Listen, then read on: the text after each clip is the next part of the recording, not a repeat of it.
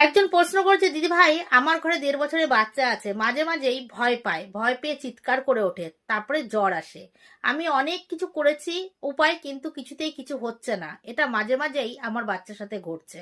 আপনি যদি কোনো একটু উপায় বলে দেন, সেই উপায়টা করে যদি আমার বাচ্চার যে এই সমস্যা দূর দূর যাতে হতে পারে একটু বলে দিন।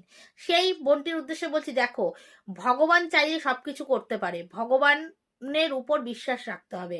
ভগবানের উপর বিশ্বাস রেখে তুমি যদি তোমার বাড়িতে যদি লাড্ডু গোপাল থাকে ভালো কথা, আজ যদি তোমার বাড়িতে যদি লাড্ডু গোপাল বা বিগ্রহ না থাকে, যেই বাড়িতে বিগ্রহ সেবা বা লাড্ডু গোপালের সেবা হয় ভগবানের, সেই বাড়ির যে স্নানের জলটা তুমি চেয়ে নিয়ে আসবে ভগবানের, সেইটা একটা পরিষ্কার কাচের বোতলের মধ্যে রেখে দেবে। এমন আর হলো গিয়ে তার যে সেবার যে ফুল, চরণের ফুল তুমি নিয়ে আসবে, চরণের তুলসী আর ফুল, সেই চরণের তুলসী আর ফুল, তুলসীটা অবশ্যই বাচ্চাকে একটু খাইয়ে দেবে।